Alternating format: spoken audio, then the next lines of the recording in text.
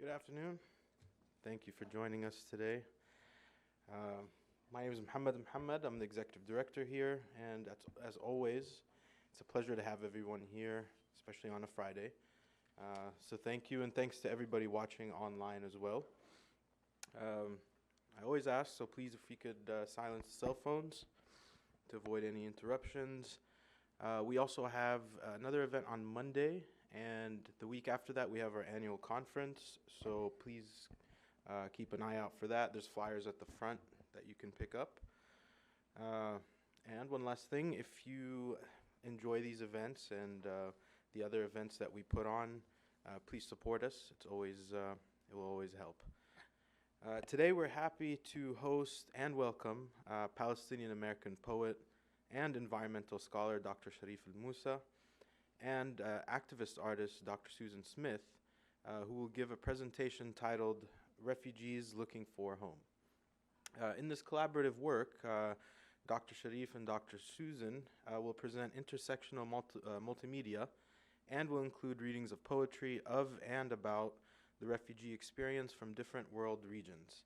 There's also an exhibition of recent artwork, which you can see over here, and as well as a video accompanying the performance. A little bit about Dr. Sharif and Dr. Susan. Dr. Sharif is a scholar, poet, and translator. Apart from his academic work on the politics and culture of the environment, he is the author of the poetry collection Flawed Landscape and co-editor with Greg Orfaglia of Grape Leaves, A Century of Arab American Poetry. His poems and essays appeared in numerous publications, including the Massachusetts Review, the Indian Quarterly of India, Presence, a journal of Catholic poetry, and the anthologies Making Mirrors, Writing by Refugees, and Here, Poems for the Planet. Dr. Sharif received his PhD from MIT. He taught at the American University in Cairo for many years, and as a visitor at Georgetown University in Qatar and at Yale. And he is recipient of Fulbright and Coca-Cola fellowships. Elmusa grew up in a refugee camp near the ancient city of Jericho and now lives here in Washington, D.C. Dr. Susan Smith is an activist artist working in socially engaged projects focused on issues of dispossession and displacement.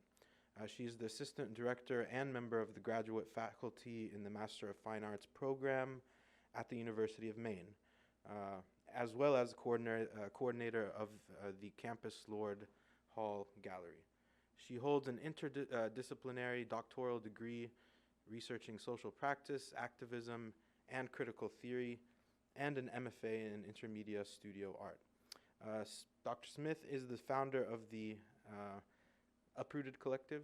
I don't know if I have to say the hashtag or not, which is a group of artists focusing on issues of class, labor, and gender inequities, and the power of collective voice, with initial performance events in Washington, D.C. and Queens, New York, working with a mobile unit as a space for collaborative, socially engaged art. Dr. Susan also works as an independent curator, coordinating group exhibitions across New England. The collective's current work centers on the global refugee crisis and includes site-based performance and exhibitions of art created from trips to the Texas/Mexico border and the Children's Detention Center in Homestead, Florida.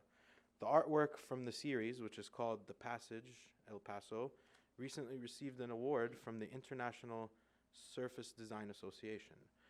Dr. Susan also uses site-specific installation, textile and printmaking as a mode of not just representing social issues, but as catalysts for change. With a background in landscape design, Smith also practices guerrilla gardening and believes planting is a fundamentally revolutionary act. And you can learn more by visiting www.susansmithstudio.com. After the presentation, we'll have a Q&A session. As always, we ask for you to wait for the mic, please. And for our online audience, you can tweet your questions to @PalestineCenter. So please join me in giving a very warm welcome to Dr. Sharif Elmusa and Dr. Susan Smith.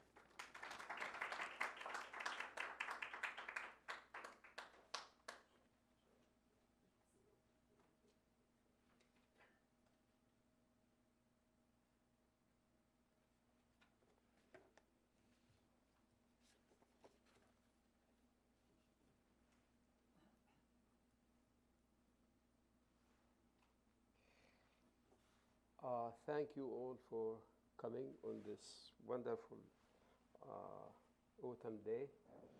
Um, it is always a special pleasure and honor to speak at the Jerusalem Fund, and even more pleasure to come and listen to others speak and look at their artwork. Profuse thanks go to Samira Al-Qasim and Dagmar Painter for all the trouble they took to organize this involved event and to do that most gracefully. Susan and I met by chance at the Belfast Poetry Festival in Maine. The format of the festival was to pair a visual artist or a musician with a poet. And in case of the visual artist, either the poet would respond to the paintings or the painter would respond to the poems. The result would be a slideshow of the paintings along with a reading of the poems. I was lucky to be paired with Susan, for as it turned out, our outlook on the world seemed to converge. Today we will read poems about the refugee experiences from several places around the world, together with a slideshow for evocation. The refugee experience seemed to intersect and dovetail with each other. Most of the poems will be about the journey itself, finding a place that will take you in. It is a journey of uncertainty, incomprehension, apprehension about what is to come. A story of fear, mourning of those who perished in the desert or in the sea. A story of obstinate borders, walls, of the images of home swirling in the mind, of the desire and inability to go back. Now I guess, Susan, you may want to say something about your paintings, and then we will read.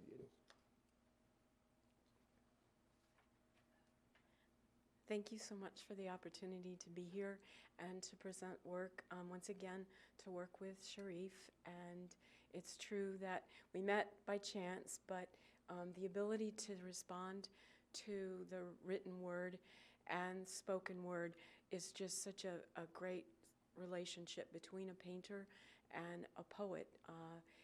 I think in terms of visuals, and Sharif in terms of images that translate into words, and reading the poetry has just really been a wonderful way to work back and forth. And so the work that is exhibited here today addresses the issue of displacement, addresses issues of that idea of leaving home. I work in a multimedia kind of fashion, using materials such as tea bags, earth from the border, upon many trips to different locations. I work on the site, we do performance-based work, and then I usually go back into the studio and do a visual piece that kind of talks about the experience. But for me, the work really happens at the site. So my partner and I have gone to the Texas-Mexico border. We'll be returning in a couple weeks, and traveled to witness, is what we call it, and the idea of showing up. And for me, that's really where the work is. The artifacts, the pieces that you see here for me are the artifacts of the experience.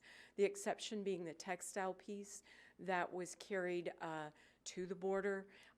We went down to Juarez, Mexico in the spring, and the site of the Tornillo Detention Center, which one of the images, or two of the images in the slideshow are from, where the children had just left about 2 weeks before during the middle of the night and been bused across the United States to Homestead, Florida. And so over the summer, I traveled down there as well and witnessed there, and then came back in the studio and did some pieces about that experience.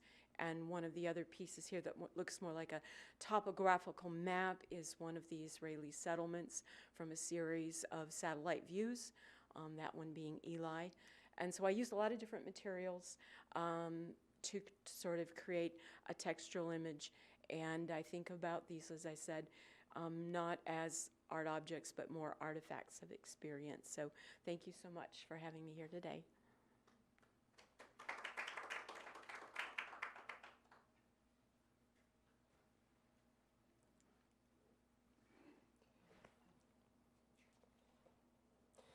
Okay, I'll read a few poems first, and then Susan will read, and then, we'll take turns in this.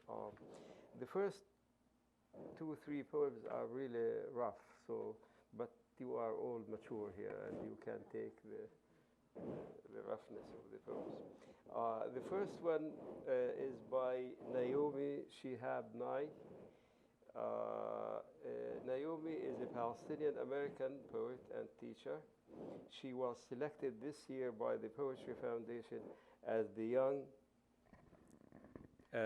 Young People's Poet Laureate for 2019-2020. The poem is from a book called Making Mirrors. I'll put it out there. It is a recent book that was published by Interlink, and it is an anthology of poems by refugees about refugees. A wonderful collection.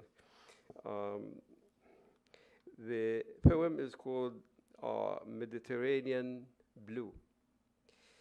If you are the child of a refugee, you do not sleep easily when they are crossing the sea on small rafts, and you know they can't swim.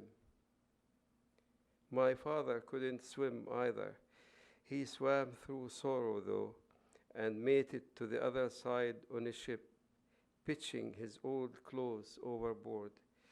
At landing, then tried to be happy, make a new life. But something inside him was always paddling home, clinging to anything that floated, a story, a food, or face. They are the bravest people on earth right now. Don't dare look down on them. Each mind a universe, swirling as many details as yours, as much love for a humble place. Now the shirt is torn, the sea too wide for comfort, and nowhere to receive a letter for a long time. And if we can't reach out a hand, we better. The second poem is a poem of mine, and I wrote it in response to that image of the Syrian child, Aylan Kurdi, if you remember him, 5 years ago, who was washed up on a Turkish shore,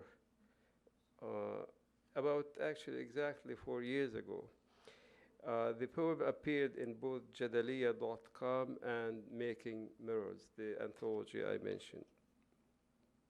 An update of our fall. The hair delicate, the waves combed it as if composing lines lamenting the deed. The mouth is turned away from the salt and sand, the ear a pearl's shell, the murmurs of the tale still wet. To us, he shows not his bright face, but his back. At us, he looks not with the keen eyes, but with the soles of the sandals.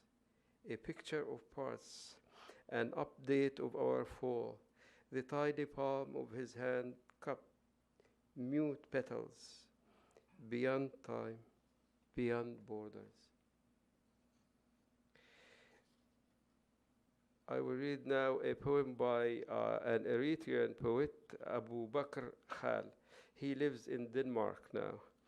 The poem was translated from Arabic by Mu'tasim Billamiri, and it also appears in Making Mirrors. African Titanics. Here in the desert, the sand refuses to conceal the remains of the migrant forever. Here in the desert, the sound lets the hair, which splits from the scalp of the migrant, grow nearby. Here, the all-knowing dunes depict the Eritrean migrant drugged and tied with ropes. While the heedless soul is passed out, the physician's hands sneak in to plunder the mind. He strips the kidneys as the drops of blood scream like tears bemoaning the swindled body. He scrutinizes the lobes of the lung and settles for the left lobe. Corneas are extracted like oyster from a shell. Then the corpus is dumped, tied and choked. But the eye of the all-knowing dunes tells the passers-by about the restless bones underneath the sand and about hair shooting up like grass and a skull that rests like a dove on the dust of the corpus. Susan?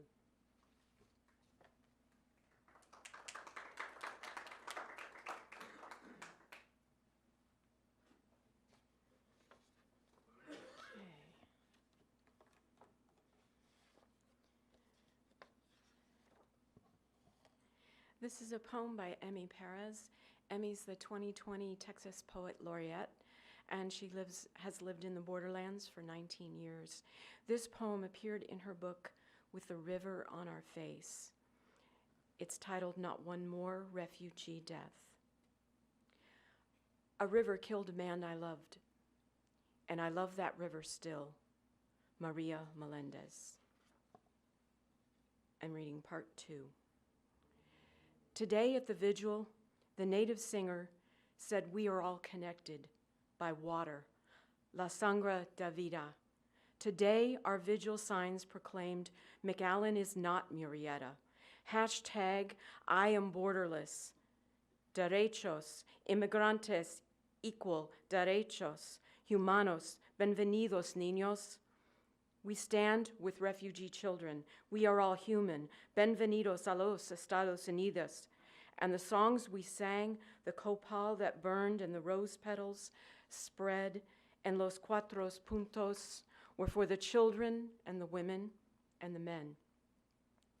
Songs for the Guatemalan boy with an Elvis belt buckle and Angry Birds jeans with zippers on back pockets, who was found shirtless in La Jolla, 1 mile from the river. The worn jeans that helped identify his body in the news more times than a photo of him while alive. I never knew why the birds are angry, and my mother said someone stole their eggs. The Tejas son took a boy I do not know, a young man who wanted to reach Chicago. His brother's number etched in his belt, and his mother's pleas not to leave in the white rosary beads that he carried. The son in Tejas stopped a boy. The river held. Detention centers filled and churches offer showers and fresh clothes. Water in a covered porch may have awaited at a stranger's house or in a patrol truck had his body not collapsed. Half our bodies are made of water, and we can't sponge rivers through skin. We can't release them again like rain clouds. Today at the vigil, the native singer sang, we are all connected by water, la sangre de vida.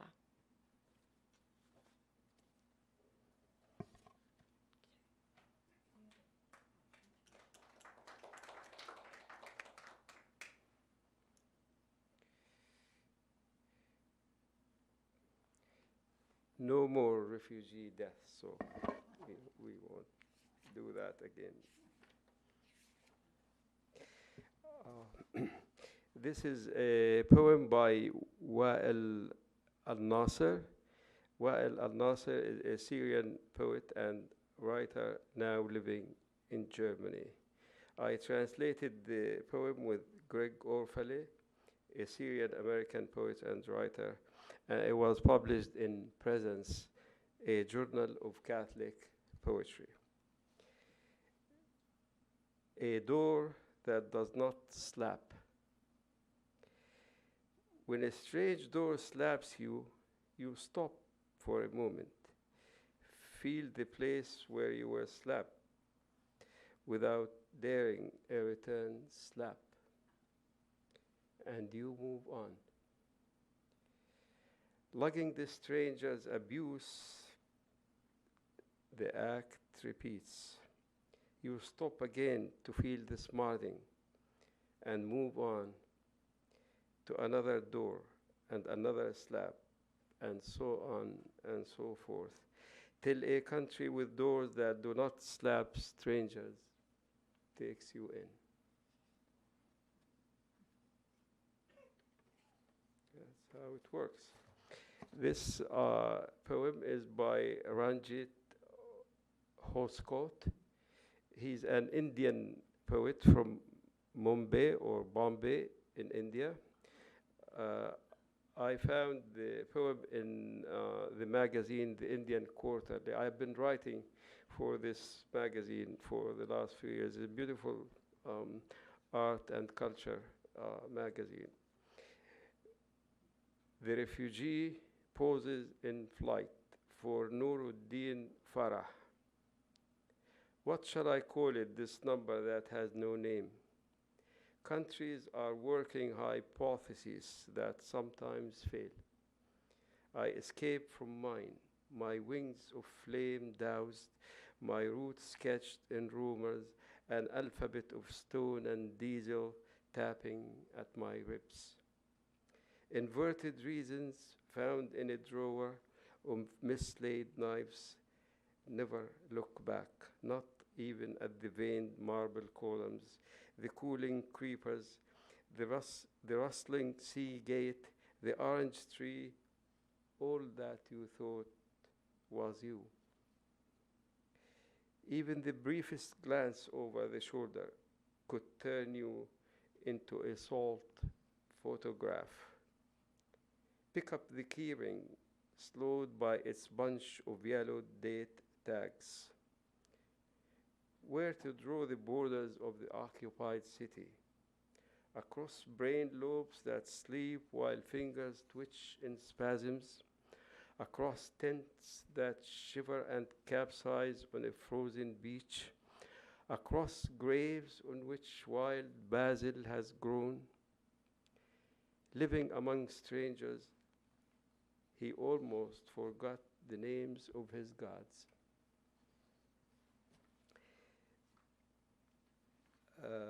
This poem is by Zaki Owais, a Rohingya poet, and the poem is from the anthology I Am a Rohingya. Someone I'm afraid of. I am a hungry star in the sky covered by jealous clouds. I am a goldfish plant in the garden shaded from daylight. I am a fly in the kitchen, buzzing on the boundary of a blind wall.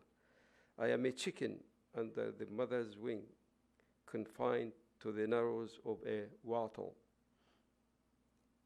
I'm a dove on the street of Yangon, jailed in the cage of inhumanity. I am water flowing in Mayo River, missing my partner, air. I'm a human in the universe, denied the most basic rights. I'm someone I'm afraid of. This poem is by me, Mother Dear. From behind the window screen, I spied two fawns suckling at the udder of the mother deer. They were innocence in bright camouflage. She was milk and patience and ample ears. No leopards in these woods, and the hunter's bullets wait till the leaves leave the trees in the fall. Her phones full, she moved on, and they followed like two shadows, while she scanned the place, gestured, paused, turned around, a guide grounding them in the lay of the land. I recall the poet Ernest Herbeck saying, from the hinterland of his mind, the deer is a famous historian. So much time dwells here, so many questions. Which migration escape routes brought her ancestors, those artists of flight, to these woodlands?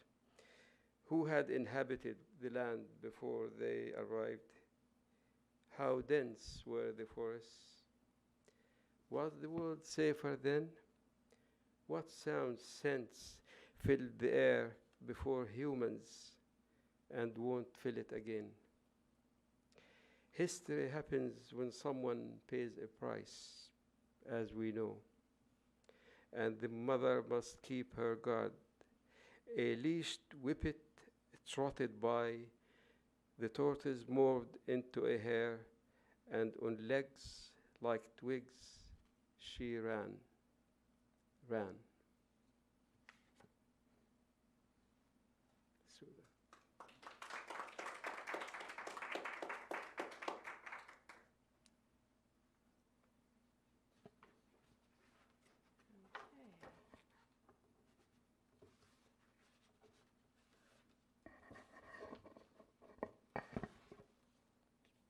Sorry for the paper rustling. All right, this poem is by Jose Antonio Rodriguez. He's a Mexican-American immigrant poet, and he's a writer living in Texas and been in correspondence with Sharif and sent this to us by email because he could not be here today to speak the words himself. It's called Turnstile.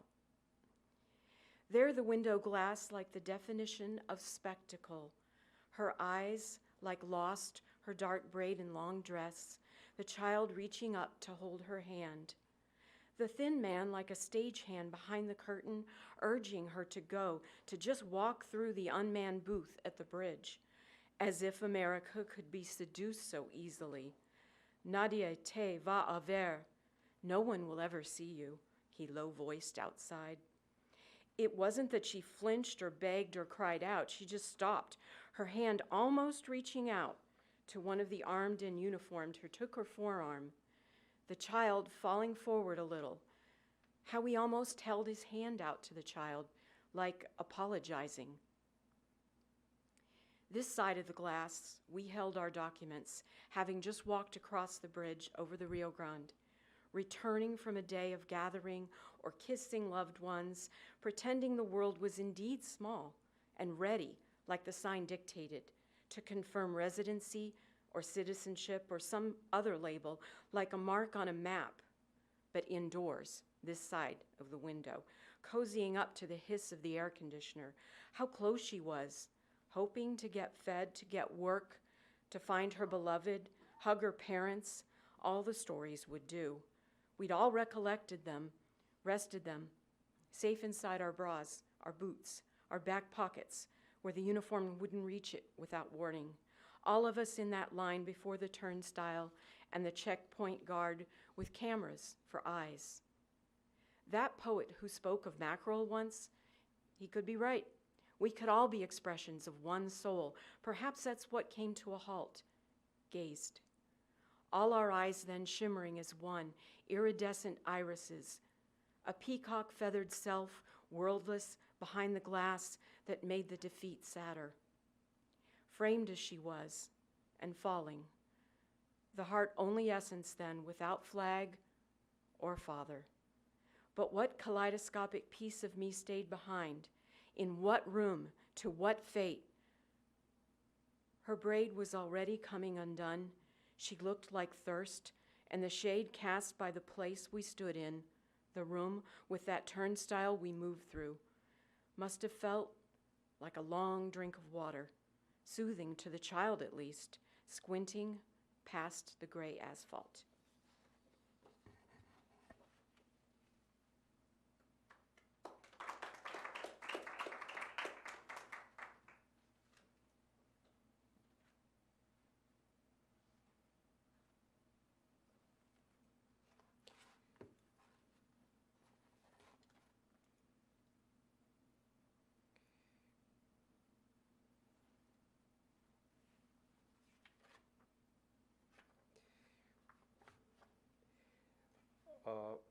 The next poem is by Becky Thompson.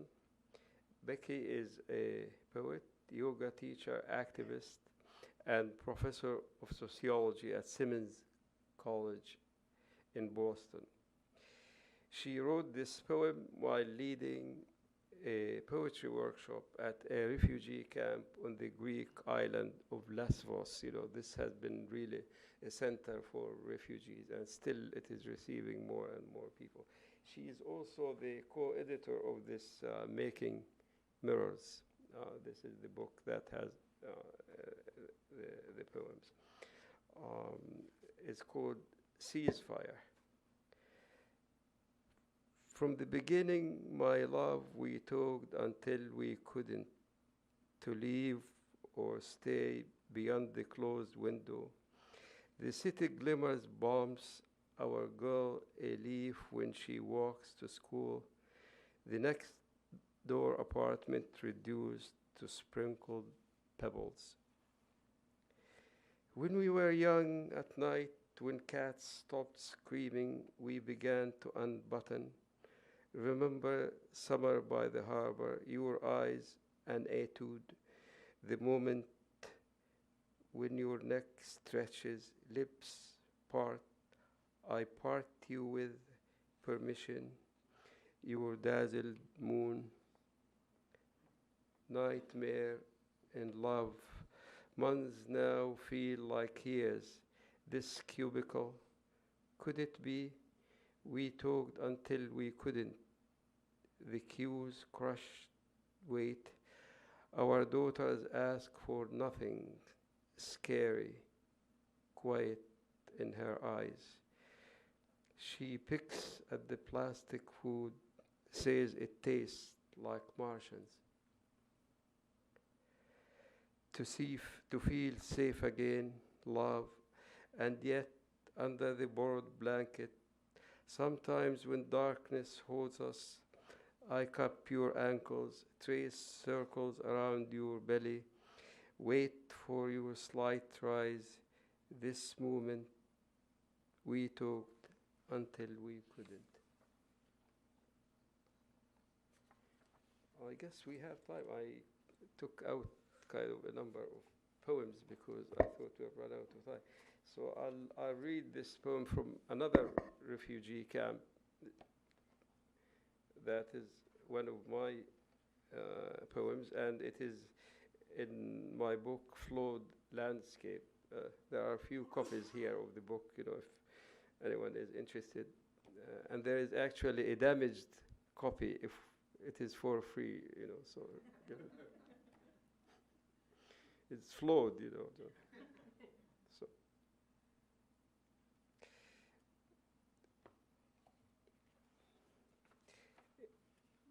in the refugee camp, the huts were made of mud and hay, their thin roofs feared the rain, and walls slouched like humbled men. The streets were laid out in a grid as in New York, but without the dignity of names or asphalt. Dust reigned. Women grew pale chickens and children, feeding them fables from the lost land. And a madman sawed the minaret where a melodious voice cried for help on behalf of the believers. Of course, I gazed at the sky on clear nights, at stars drizzling soft grains of light, at the moon's deliberate face, at the good angel wrapped in purple air.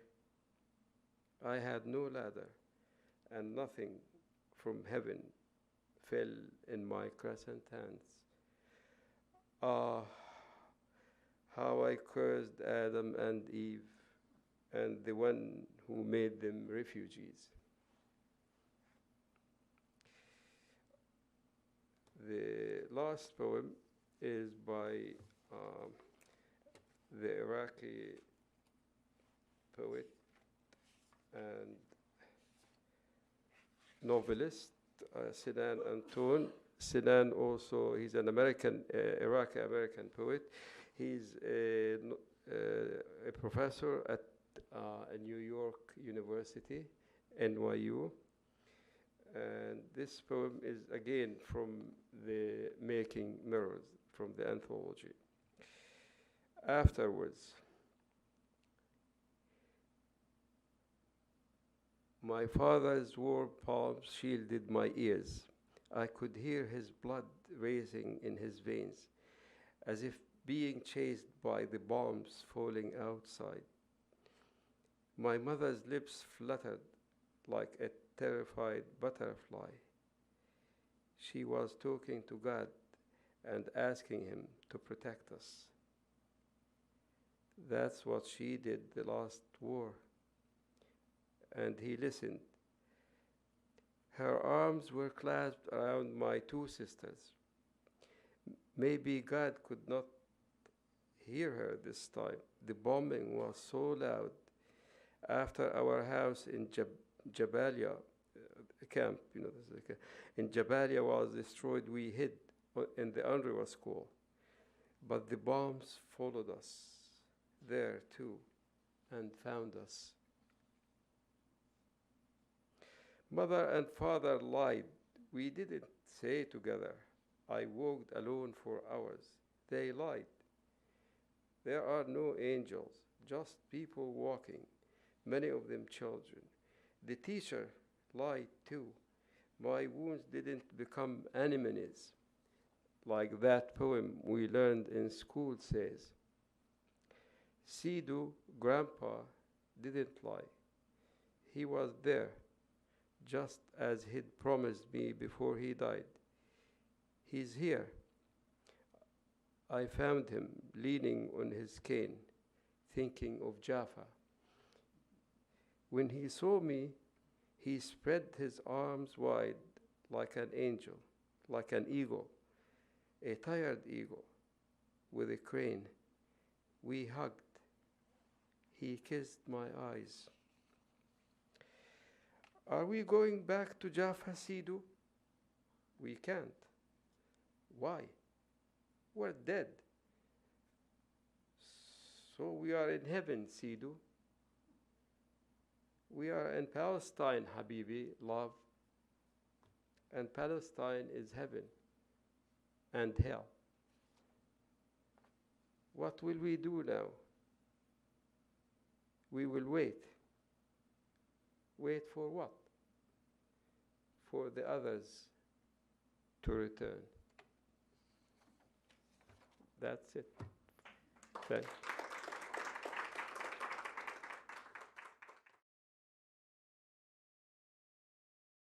So, if you have any questions, we will be happy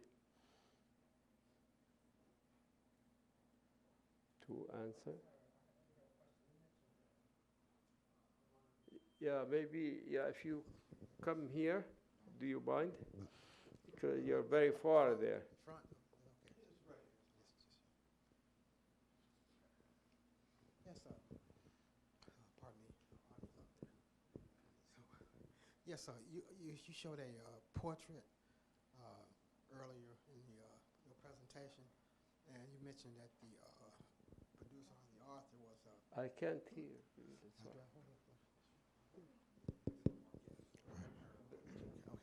Okay. If you can Yes. come here.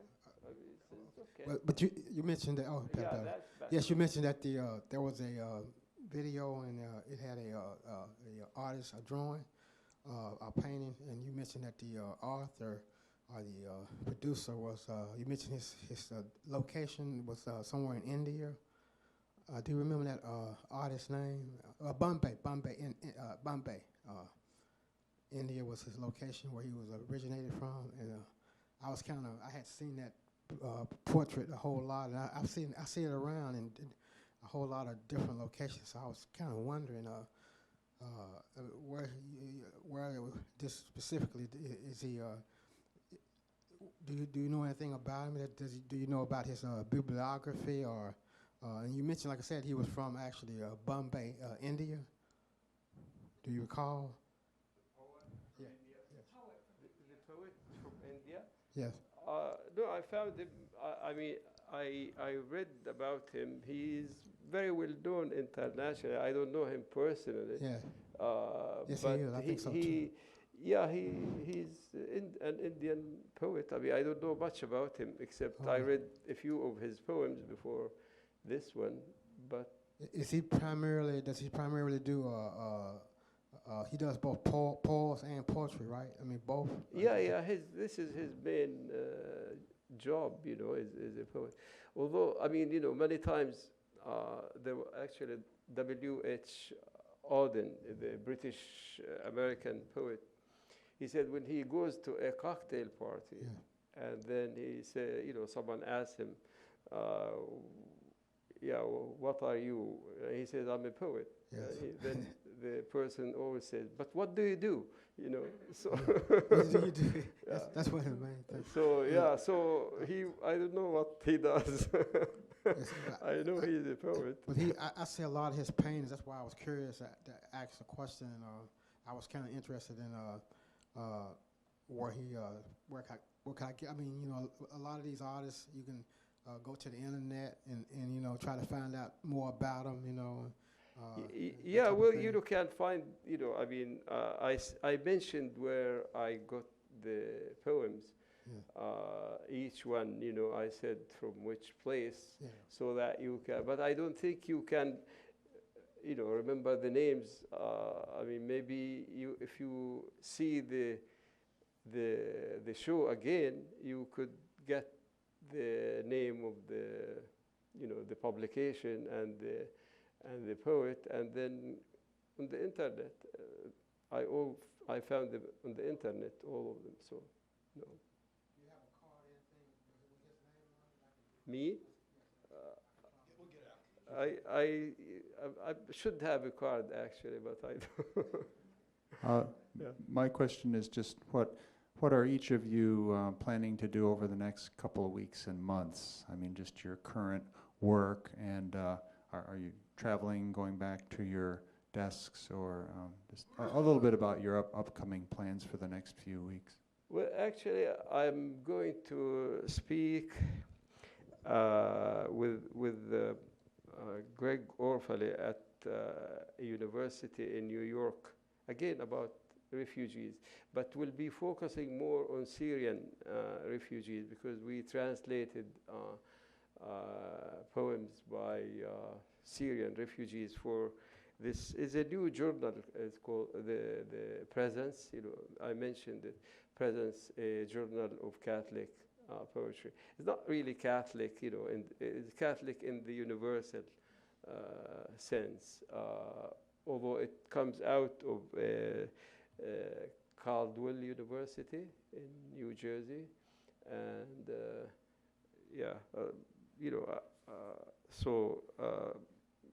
but is it really? I mean, they have the last two issues, and they're wonderful poems from all over, and very good poems. So I'll be reading there with him, and we'll be talking about a saint, basically, is the bicentennial of some, the Caribbean saint who no one knows whether he was a native indigenous saint or black, and he was rejected so many times to fit in the hierarchy. He wanted to become part of the priestly hierarchy, but they rejected him many times. And I immediately kind of linked him in my mind to Wa'il al-Nasser's poem, kind of, you get slapped until, and he insisted, he kept, applying until he joined the hierarchy. And he devoted his life to helping the poor. And this is what he did. So we'll be talking about. I don't really know much about him, but I will learn, in the next 2 weeks. So. I wanted to ask a question, actually. Yes, Did you want to answer? Susan. Well, Yeah, go ahead. Yeah.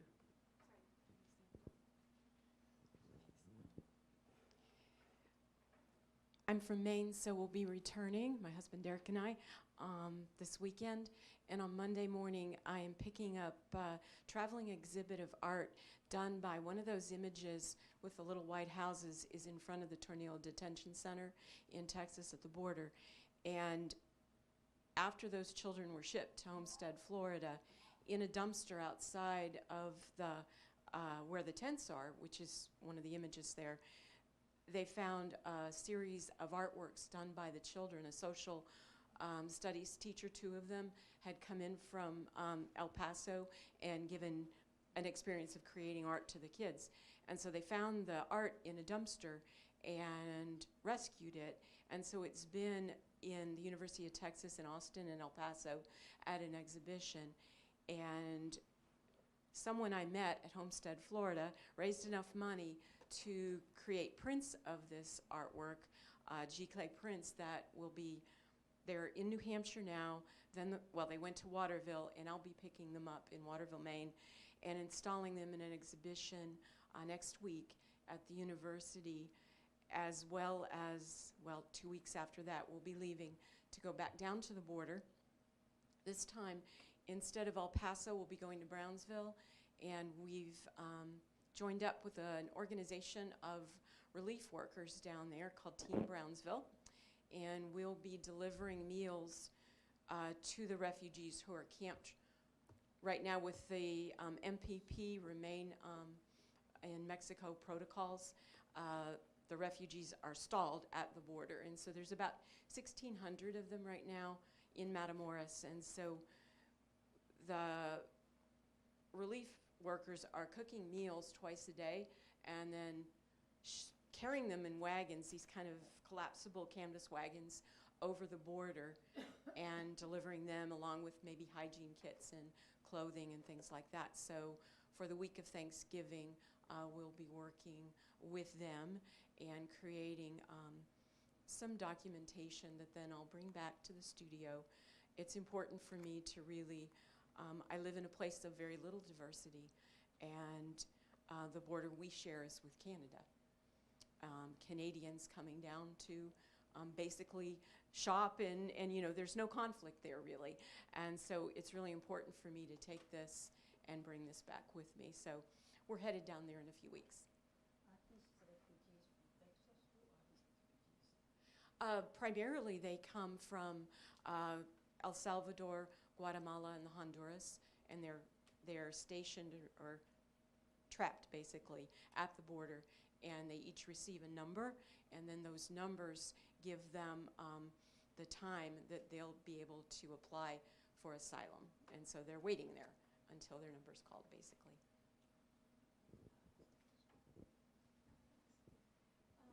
A couple of things. Actually, while you were talking, Susan, about the exhibit that you did or you're doing with the paintings and drawings by the children at Homestead? Or They were in Tornillo, Texas. Tornillo. Yeah, the Yeah. first big refugee Because it reminded me of an exhibit that was done after 1967, I think, based on drawings made by Palestinian refugee children, I think in a camp, in Baka camp, that a well-known artist named Mona Saoud, I think her name was, she did with Hani Hourani. Hani Hourani is an artist who showed his paintings here. Anyway, point is, it would be really interesting if you I don't know, in your work, because your work is quote-unquote intersectional, right? But I think what's so also, it ties into another comment I wanted to make and a question. It would be interesting to do that exhibit also referencing, the exhibit that you've done, referencing other similar kinds of exhibits from other peoples and issues around the world, because they do exist. The other thing is that I think your interaction is so dynamic and interesting, I actually want more. And I was wondering if you've thought about future collaborations, like maybe a book project where you're writing poetry and you're doing visual images, and maybe you're doing something visual, Sharif, and maybe, Susan, you're writing a poem. But I just think that there's a very dynamic interaction between the two of you. And I think that's, it's refreshing because your activism is primarily about the issues that are around you or the issues that you see in your country. Which also, by the way, in Canada, they do have indigenous activism too, and indigenous people feel very marginalized by, their government. So anyway, that's the question. Have you thought about future collaborations?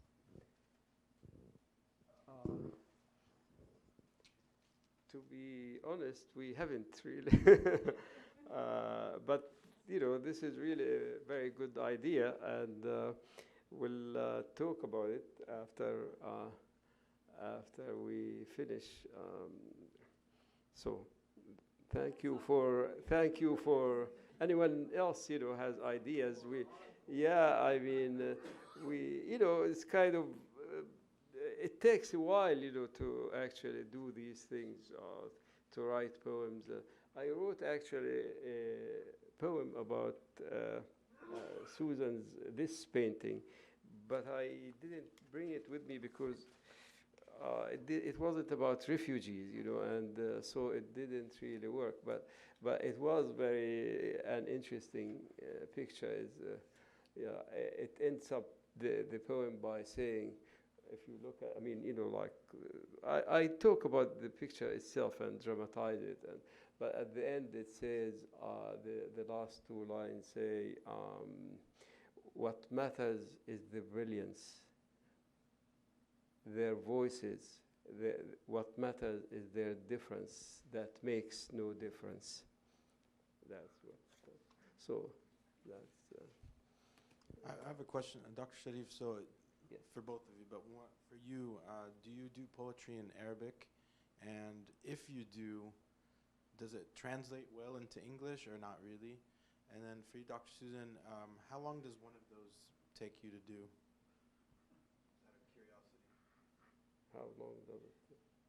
It really depends upon which one. And for example, even though a drawing or some of them come very quickly and very instinctively, and others are labored over. And I'm not above taking a white can of pale gesso and totally starting often from scratch, and so and discarding it totally. So some of them get recycled over several times. But I would say in general about a month to say. But there are some times where one sits and it never gets finished, and then I'm looking at it in the studio, and then I go, oh, I know what needs to happen here. But it really depends. But the smaller one there, for example, has actual tea bags. So a period of time I was collecting tea bags and working with ideas of the women and the tea pluckers, and so ideas of labor. So there's sometimes just a collection of material that happens that I don't know what's going to happen with it. And I think even in response to your question about thinking about further collaborations, it's like this experience right here could be the basis of an emotion or feeling for the next work. And so sometimes one work doesn't get finished because all of a sudden I've already got the thought for the next one, and so it's kind of a response back and forth. Yes, one always gets, all the Arab poets who write in English, and anyone, who is not a native to the language always is asked whether they write in their native language and why they write not in their native language. There are many answers to that. Some of them, maybe none of them is really kind of a final answer, really. But I always liked a line from the Greek poet, the Greek Alexandrian poet, C.P. Kabafi, the one who did The Barbarians, the famous poem, The Barbarians, Waiting for the Barbarians. And he is talking to he was living in Alexandria in the 20th century, you know, and but a lot of his poems were about ancient Greek figures, and he is talking to one of those figures, and he tells him, write about or pour, you know, your Egyptian feelings in the Greek you use. So kind of like I can pour my Arab feelings in the English I use. This is how one way I think about it. The other is, you know, all my education really has been in English. And I did, you know, social science and poetry. So I have a very rich vocabulary in English. And I speak Arabic very well, and I translate from Arabic. So, but it seems like when you live here, the language is a living thing. I mean, you know, you kind of go and you ask for a sub here. I mean, what am I going to say? أعطني sandwich, and you know, it kind of it loses its immediacy. So that is one thing. But at the end of the day, basically, I wrote recently because I've been translating a lot of stuff, and I wrote this poem. Actually, I was translating with Zaina Azzam. We did 15 poems. We published them in the Raven, a Maryland paper, magazine, online and you know, print. And she, we at the end we had to write an introduction, and I've been kind of working with this paradigm of translation. That's one is always thinking about what is lost in translation, or like what the Italians say, a translation is betrayal. So I finally decided it's really nonsense, you know, because what we always think that is that there should be this authentic, original, and then everything else is a copy. But when you think about like the King James Bible, has nothing to do really probably with the first Bible, right? It just, but it becomes a book in English. And so I wrote this poem, Nothing is Lost in Translation, and None Betrayed. The translated poem is kind of like an immigrant. It starts speaking a language that it never dreamed of speaking. And if some good hands put them together, the original and the translation, they become a Rosetta Stone. This is how we got all the, you know, Egypt's ancient civilization. So at the end, I say, when someone asked me if I write poems in Arabic, I say, I am a migrant. I am a translation. So. So I am a translation. But if I wrote them in Arabic, it depends on the translator, you know. I mean, yeah. I just wanted to follow up on that. Yeah. It's a different subject, but there's a film by a Palestinian filmmaker called Recollection. It's a found footage film, and we screened it here. And it's basically composed of all these shots from all these Israeli and American films of Jaffa. But he erases the Israeli characters except for the some of the Iraqi immigrants to Israel. So the only figures you see are the extras who are Palestinian or his uncle who walks by a shot. But anyway, so in that film, it's considered a found footage film, which is a genre of film where you make a film, an essay film based on other films, shots from other films you found. But what I see in that film is that it's actually a lost footage film. So there's sort of a pun on the found and the lost, which kind of relates to how you're turning the paradigm upside down, or you're challenging it, basically. Yeah. And I think that that's something that we should do to these categories, which have become kind of rigid. Yeah. So yeah, it's very refreshing the way that you view yourself as as a translation. Thank you. Well, you know what is really interesting too is that we don't think about this, but you know, I give talks, you know, about the environment, about this in English usually, right? I present all my stuff in English, but no one asked me if I wrote in Arabic. Now, it's interesting why people ask only about poetry. What is the assumption, you know, about poetry that is, you know, that it is really different language, and that if you can write, you know, about any history book, no one ever asks, you know, an Arab historian or an American historian who wants to write in Arabic, why do you write in Arabic? You know, you just see it's normal. No one really questioned that, but with poetry we ask that question somehow, and it is not very clear. I mean, there must be some assumptions that people say, it's feeling, you know. But of course, when we write other things, we are always feeling, you know. I mean, it's actually harder. You know, I wrote a book about the Israeli-Palestinian water conflict. If you read it, it seems like, you know, totally scientific, objective descriptions, but of course I had so much feeling, you know, that I, you know, kind of had to muffle those feelings because I want to write something else.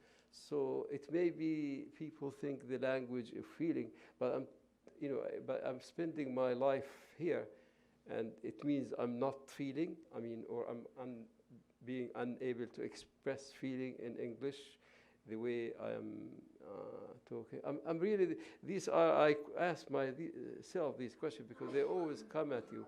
But then, you know, we have great,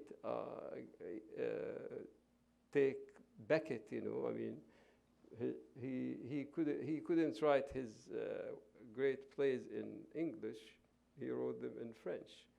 So, and he said, now I have to go back to that miserable language, English, again, you know, after I finish.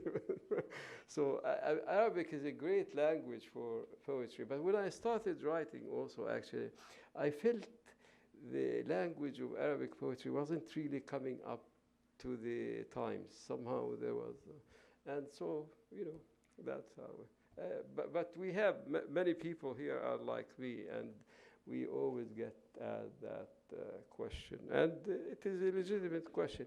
The only really kind of consolation in this, say, you know, like if the Arab language was spoken only by 5 or 10 million people, then it would be like a betrayal not to write in Arabic, but we have, you know, 500 million people, and so many poets, and so many novelists, and so many writers. So, you know, the Arabic is fine. The Arabic language is not a betrayal either. Yeah. All right, thank you both so much for a lovely presentation. We appreciate it. Thank you so much. Thank you, guys. Thank you.